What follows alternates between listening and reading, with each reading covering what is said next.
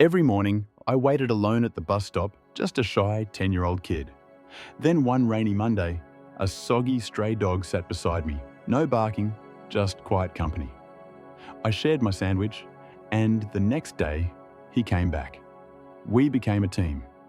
Bus stop buddies, the driver called us. One day, he followed me onto the bus. The driver smiled and nodded. He's family now. From that day on, I wasn't just the quiet kid. I was the boy with the best friend who never missed the bus.